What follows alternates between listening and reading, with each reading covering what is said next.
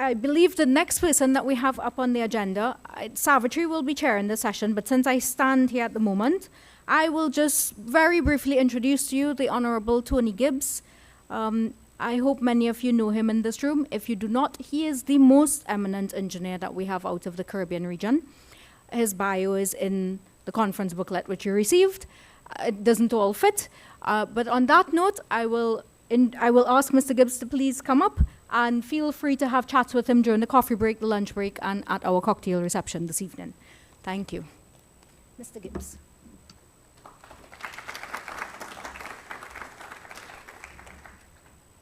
Hello, good morning. Can you hear me? Good. The reason why I have the laptop is I can't see the screen very clearly from here, but I think I can operate it.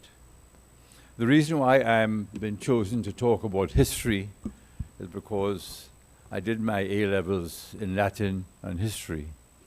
And that's why I studied engineering, you see.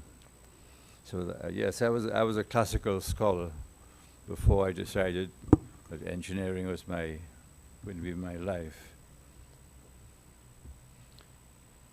So we talked about the history of Caribbean design codes. Is that on the screen? Yes. I think I can operate. Do I point this at you? I point at you. Okay.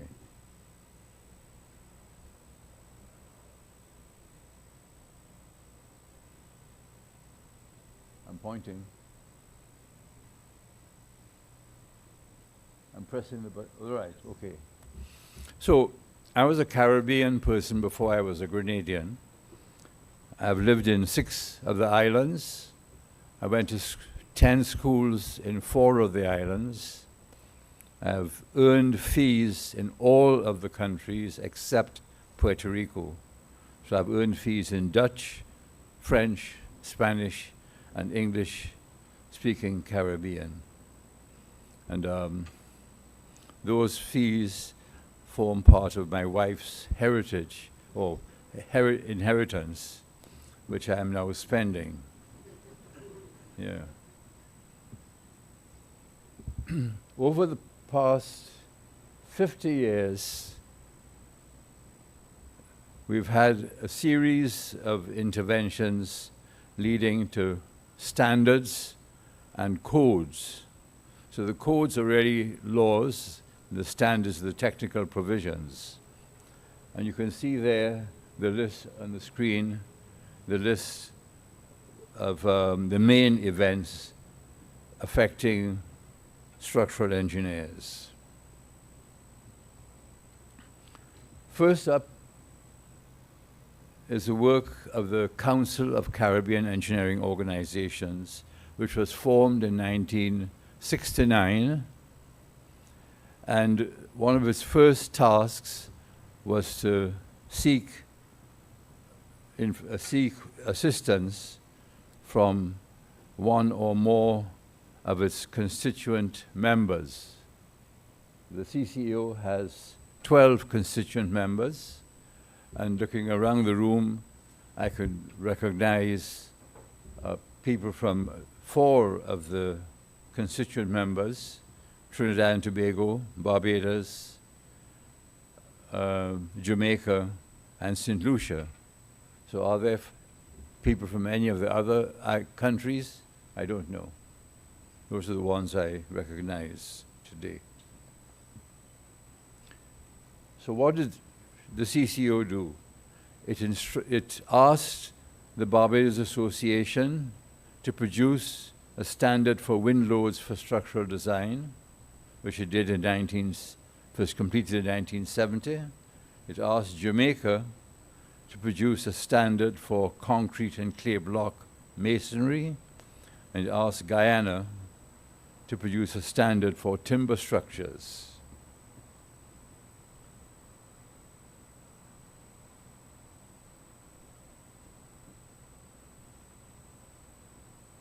I'm trying to go back. This is not going back. Could you go back to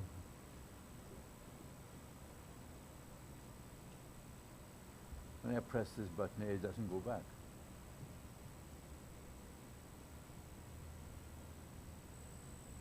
That's not going back. That's not going back. Huh?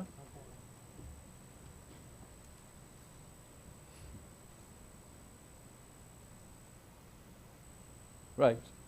That's where we are. So the Barbados Association produced the standard for windows for structural design. The work was done by Gibbs Matthews, who is now deceased. He was a chartered structural engineer, and Harold Shellard, who was a world-renowned meteorologist who lived in Barbados for 3 years, and we never knew that we had a world-renowned meteorologist in Barbados when he was there. But he did very good work, and he produced the first Caribbean-wide wind hazard information.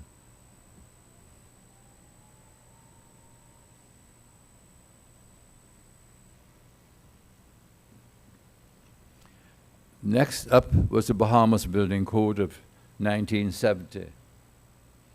And that code was based on the South Florida Building Code, quite natural, that was quite reasonable to do.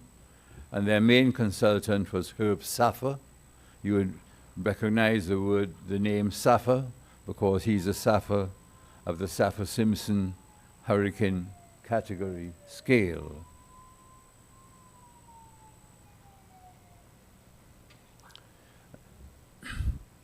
There was quite a gap between those standards and the Caribbean Uniform Building Code, which was completed in 1986. If I tell you something of the history of that, it was in June 1979 in St. Lucia at a very large Caribbean Disaster Preparedness Conference.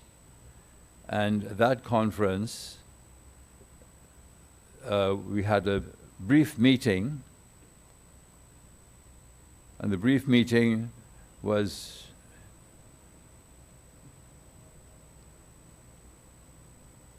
the people of that meeting included myself, Franklin MacDonald, a geologist from Jamaica, Dr. Philip Boyd, who was the head of the health desk at CARICOM, and the then Permanent Secretary of the Ministry of Health of Barbados, Sir Carlisle Burton.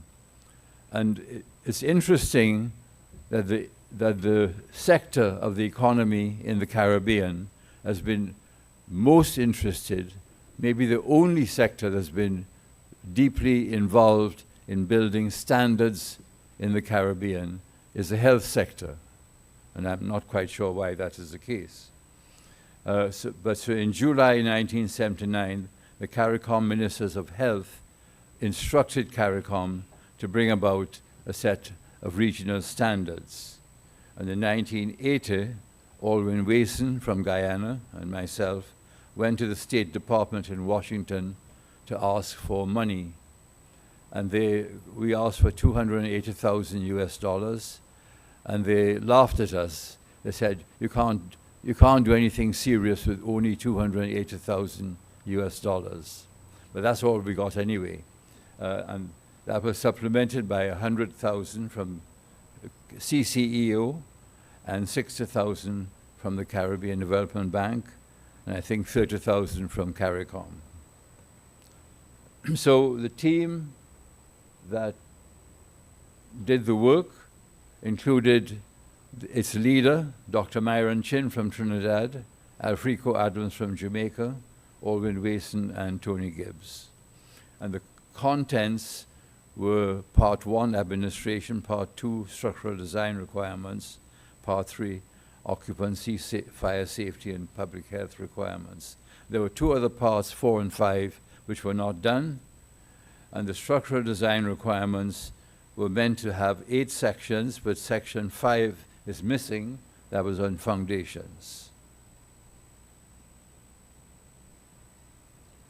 There were 12 volumes. There are 12 volumes of the Caribbean Uniform Building Code, and that's the illustration of 9 of the 12 volumes. It's not available in hard copy anymore, but it's freely available on the internet.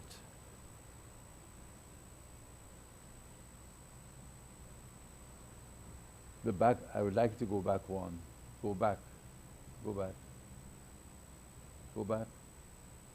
Okay. So as part of the cubic wind loads section, we did a model of the island of Nevis in the Wind Tunnel Laboratory at the University of Western Ontario. And the purpose of that was to determine the effects of topography on wind speeds in the Caribbean, because we have dramatic topographies in the Caribbean.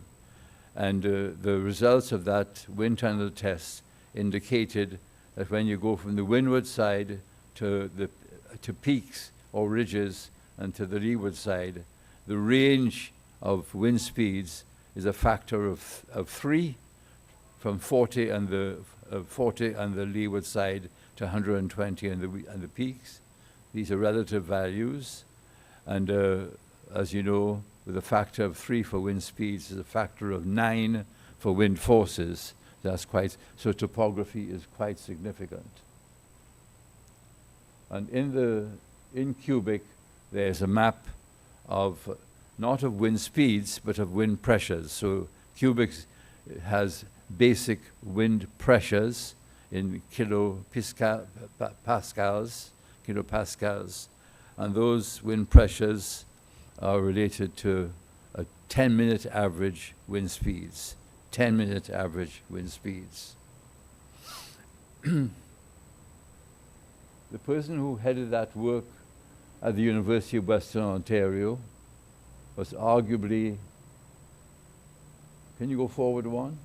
Arguably the most famous wind engineer of the 20th century, Professor Alan Davenport, now deceased, on the right-hand side of the photograph. And the other two people in the photograph are Wason on the left and Adams from Jamaica on the right. Wason, if he were alive today, would be 102, but Al Adams is alive. He's actually younger than I am, and I'm older than all of you. Yeah. I'm 87, and I think Alfrico is 84.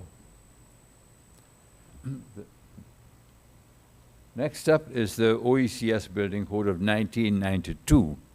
Well, that's when the OECS Building Code was first drafted, in 1992. And the intention of the OECS Building Code in 1992 was to have, go back, to have one code for the whole of the OECS, which is 9 countries. It was the principal person involved was Alwyn Wason, and I gave him a small amount of assistance. And that work was headed by Alwyn Wason from 1992 to 2002, a 10-year period. And then there was a gap of 12 years when nothing happened. In 2014, I took on the job to update it, along with Dr. Judith Harvey of St. Lucia, Mark Hennicart, a Guyanese living in St. Lucia, and Roland Schwaurer, who is a German who was living in St. Lucia at the time. There were several editions of the OECS Building Code. The first, as I mentioned, was 1992, but although it was intended to cover the whole OECS, most of the 9 states objected to having OECS on the cover. They wanted the name of their own island on the cover. So what the OECS did was to print 9 different covers, and the contents remained identical.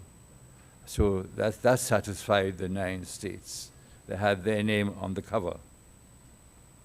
But over the years, between 1993 and 2002, there were 2nd, 3rd, 4th, and 5th editions, which came about with individual states making very minor modifications to the original 92 document. In 2015, there was a 6th edition which was done at the request, specific request, of only 4 of the countries, Grenada, St. Vincent, St. Lucia, and Montserrat. And not sure what you're seeing on the screen. Okay, I'm not sure. Anyway, and what happened is that in 2016, the Smart Hospitals project started, and that required information for Dominica, which was not part of the 6th edition. So what happened then is there was a decision, a personal decision made to have a 7th edition, including all 9 OECS countries.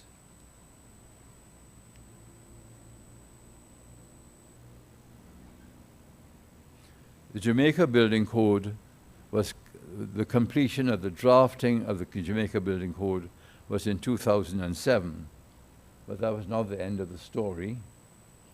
It took another 11 years before the Jamaica Building Act was passed. In that code, which was based on the IBC 2003 edition, they had to substitute the seismic and other hazard information relevant to Jamaica. And the maps for Jamaica for earthquakes were those of Dr. Margaret Grandison, and who was at that time head of the earthquake unit at Mona. There are new maps by Salazar, Brown, and Manette, but as far as I know, they have not been adopted by Jamaica officially.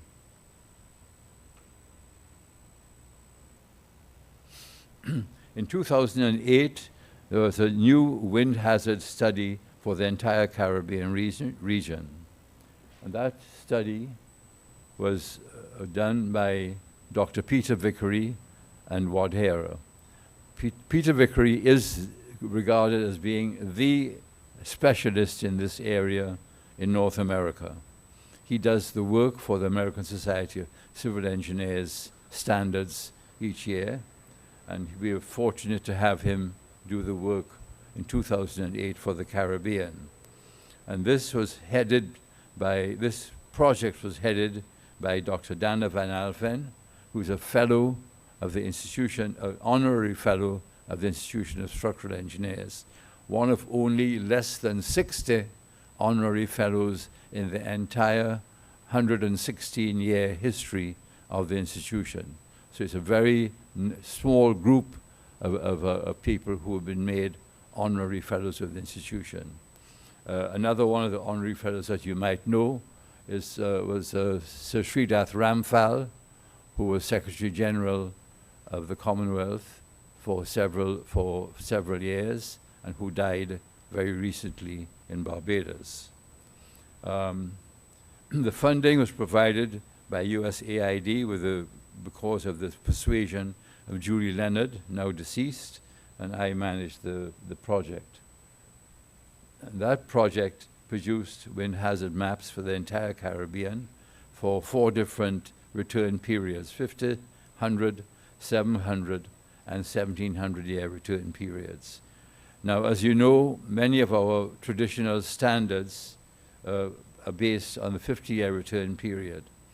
But the 50-year return period is an unreliable guide for different parts of the Caribbean. Because the 50-year return period actually comes from an ultimate 700-year number. And if you divide the 700-year number by the 50-year number and square it to get wind pressures, that square, which is the load factor really, varies across the Caribbean significantly.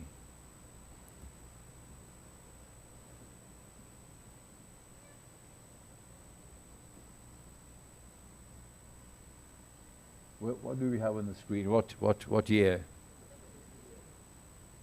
700? 1700, okay.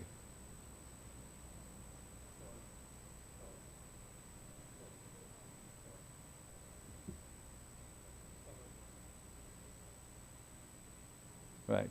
So that shows you the variation across the Caribbean of that ratio of 750-year return periods, and that's quite significant. So it's fortunately for us, we have now moved to using only the 700, 1700, and 3,000-year return periods, which does not require us to use importance factors anymore.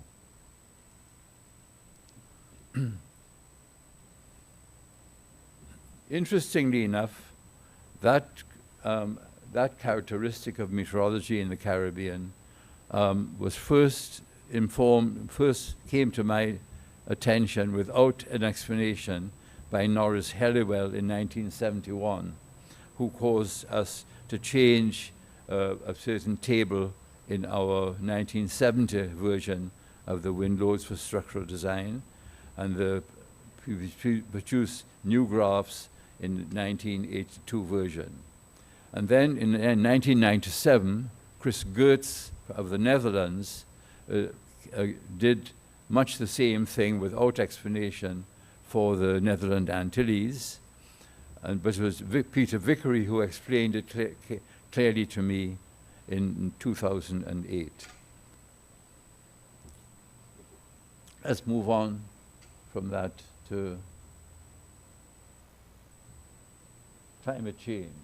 Can you go back? Okay. Climate change.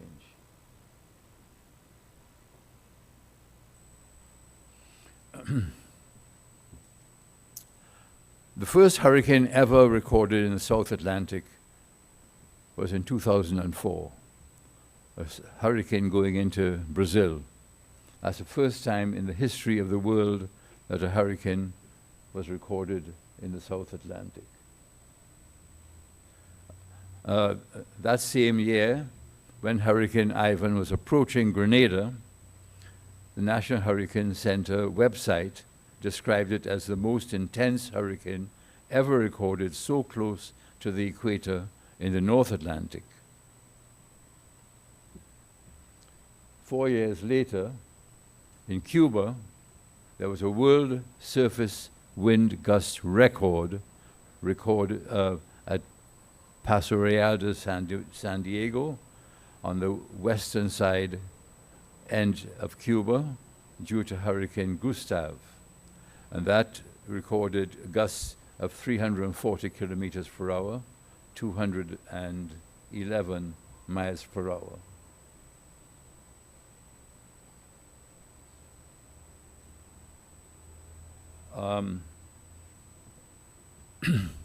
So in 2008, the World Bank funded a study for the Eastern Caribbean on the effects of climate change on future climate change on wind speeds for structural design. And the work was undertaken, the actual work, as distinct from the executing agency, which was the 5 Cs. The actual work was undertaken by Judith Curry and Peter Webster from Georgia Tech.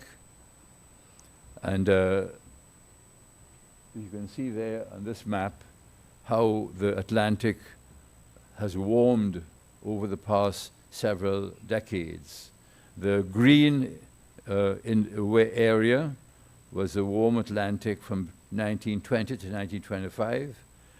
40 years later, it extended to the blue area, and another 40 years, 2000 to 2005, it extended right across the Atlantic to the west coast of Africa, and it's getting even warmer now.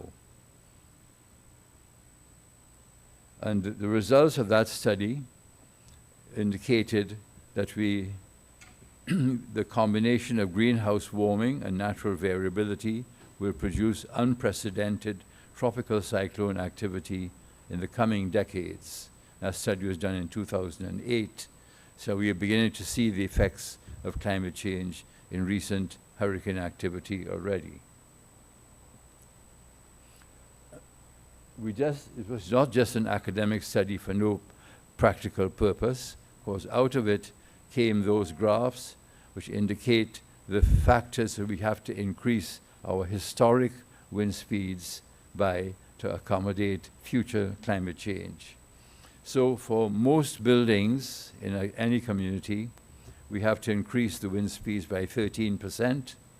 And for our important buildings, which already attract higher wind speeds than our standards, there'll be a further 10% increase for climate change.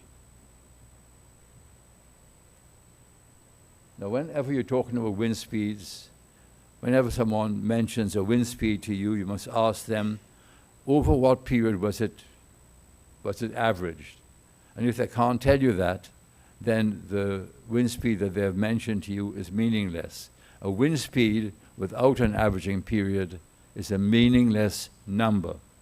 And what that graph there is showing you is that there is one wind, but measured in 3 different frequencies. There's the black lines, which are the extreme. Those are 10 hertz lines. And the gray shading would be 3-second gusts. And the very thin white line running through the middle of it, those are 15-minute averages. So it's the same wind with different recorded wind speeds depending on the averaging period. So a wind speed without an averaging period is a meaningless number.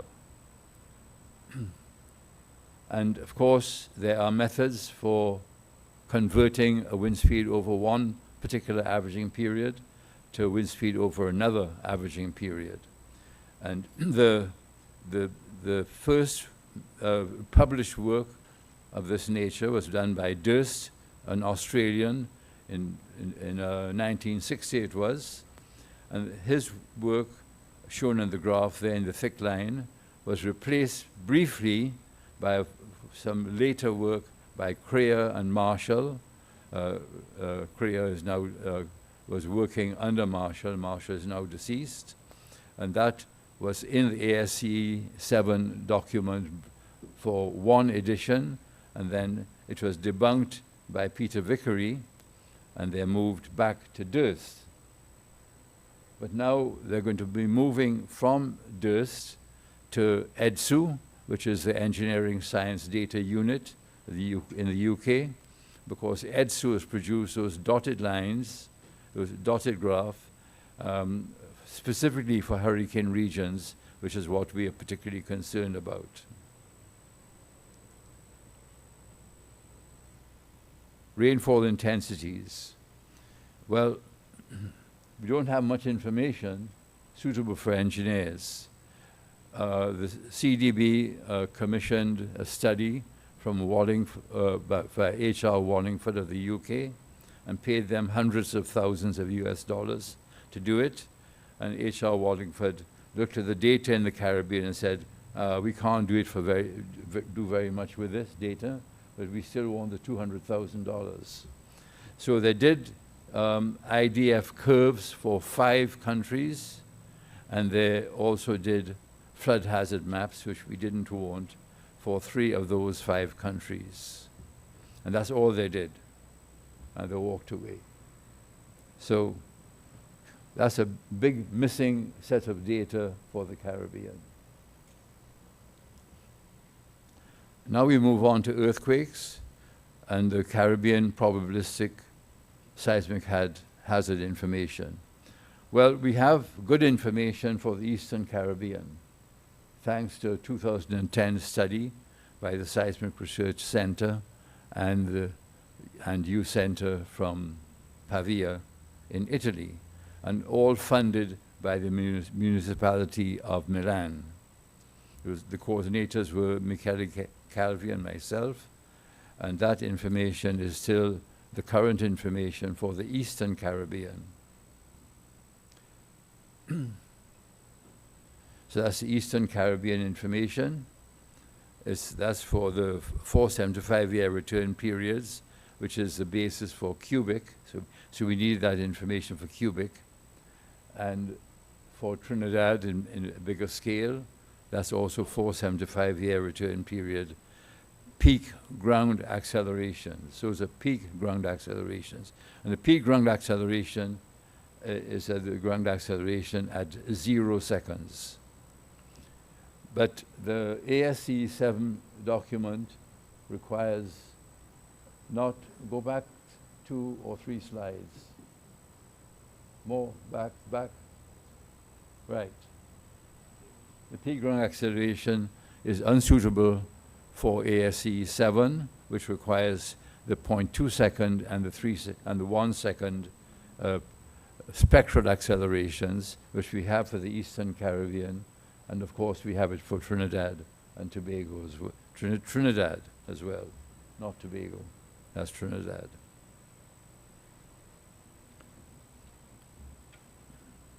And that's the spectral acceleration graph for Trinidad for different return periods.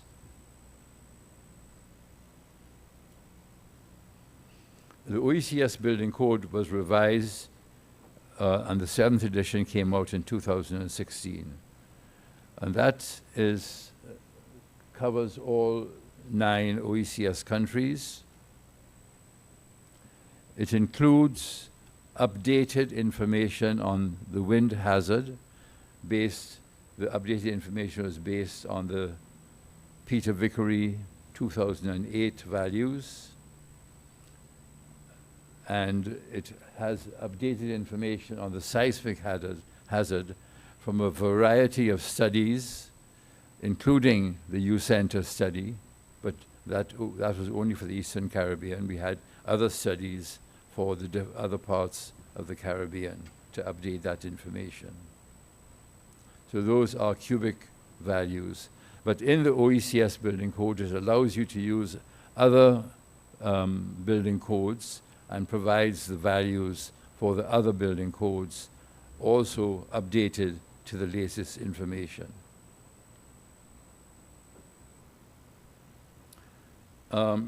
Lastly, we have the wind hazard study from 2019, also done by Peter Vickery and colleagues of the Applied Research Associates in North Carolina.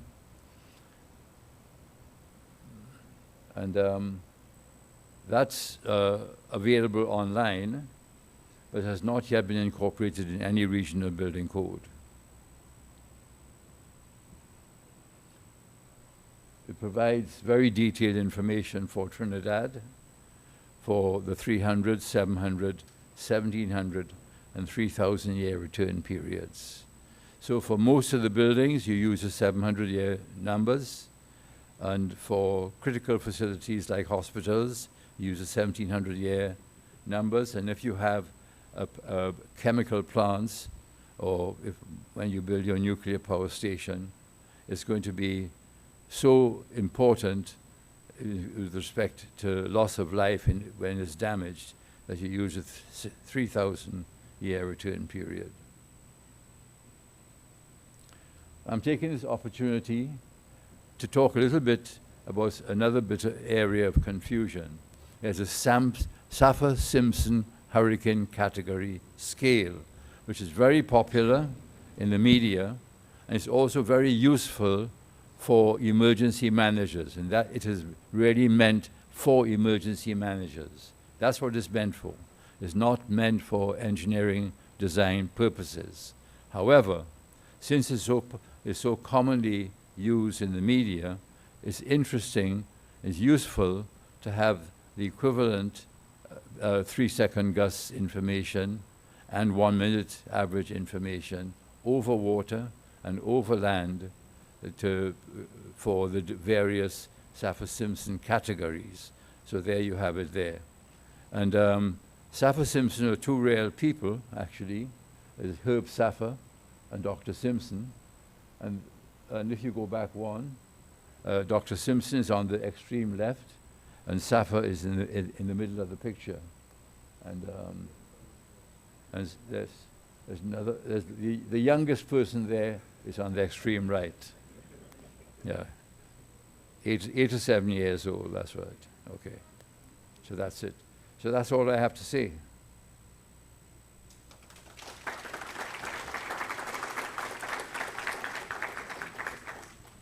Thank you, Mr. Gibbs. And I'm on time. I'll give you 5 minutes for questions. Hi, everyone. Thank you, Mr. Gibbs. Does anyone have any questions?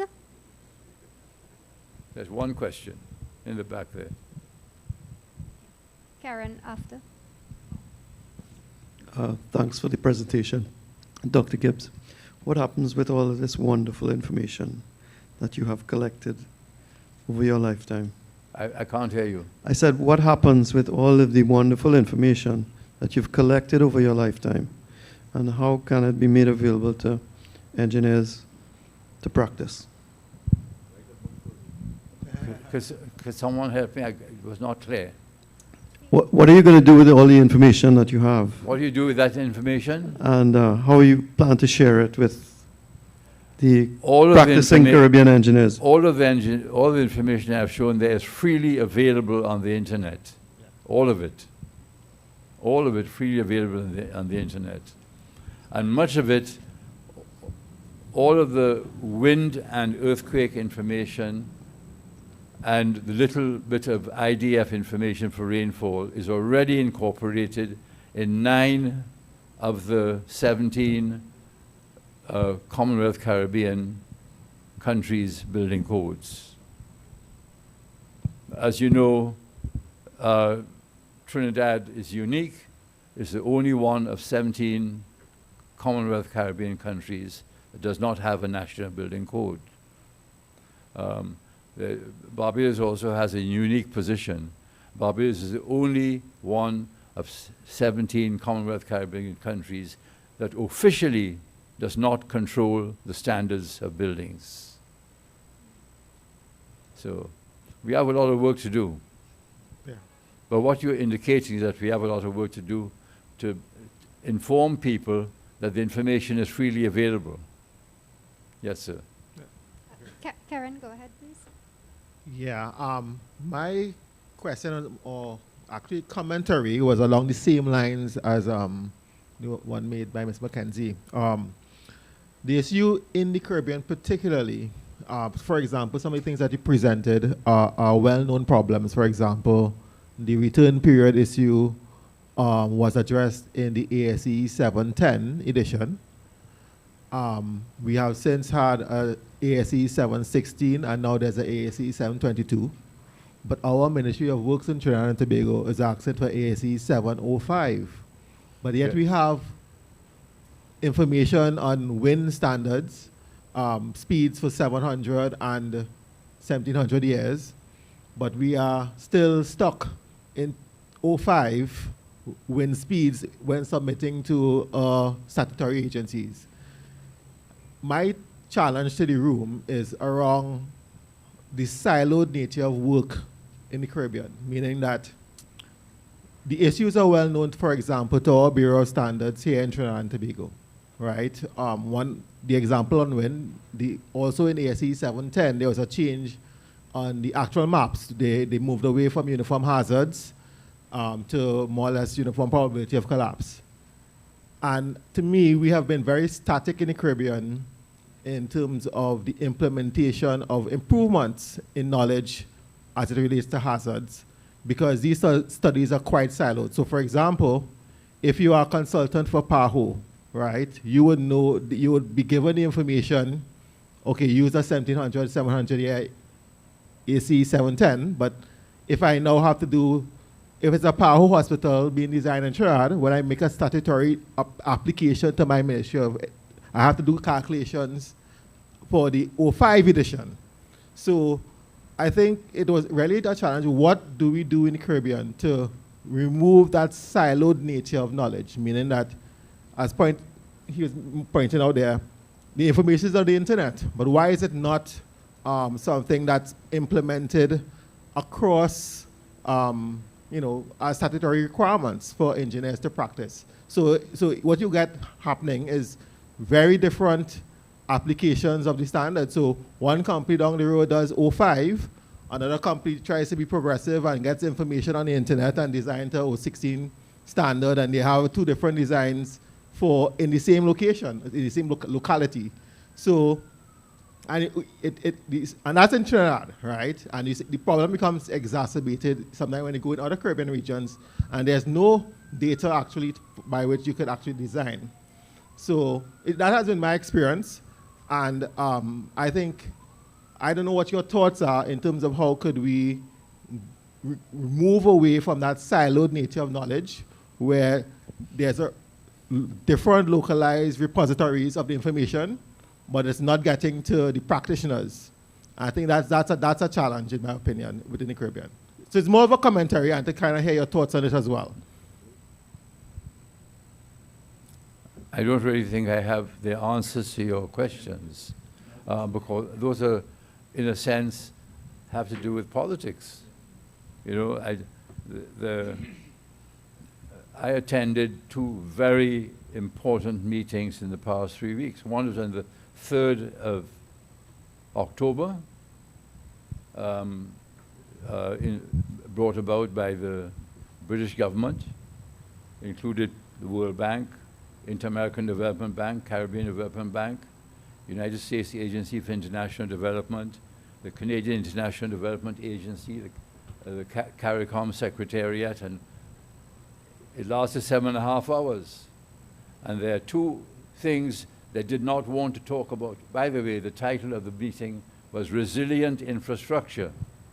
7.5 hours.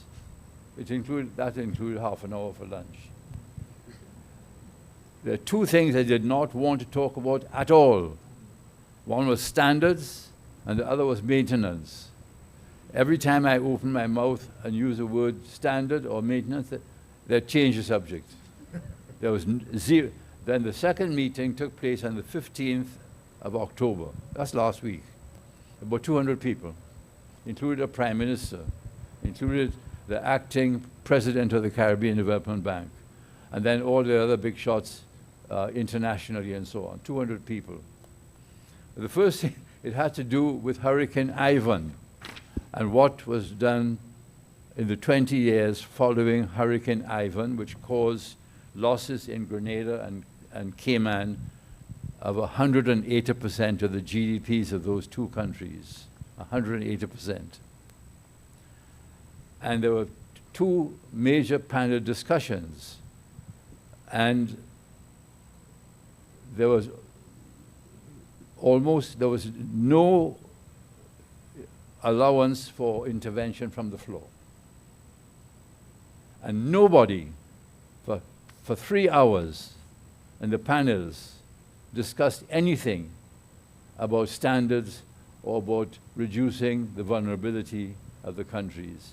So what I'm saying is that governments aren't actively not interested, and the international agencies talk about it, but they will not do anything to ensure implementation of standards.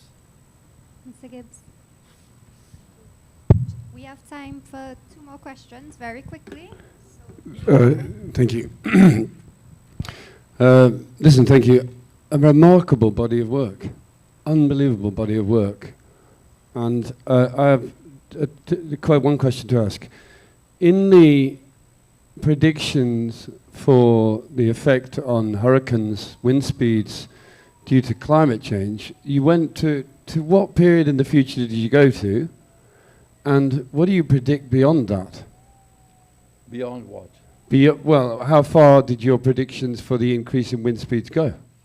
Oh, well, the view of the scientists at that particular study was that it will flatten. It will reach a platform. Okay. Okay. And that it will not get any worse than that. Okay. And that plateau is achieved when? And? When is the plateau? When do we reach the plateau? They're talking about sometime in this century. This century. Okay. Thank you. Yeah. So thank you very much. Thank you very much. Because of our schedule, this will be the end of the questions for this session. Thank you, Mr. Gibbs.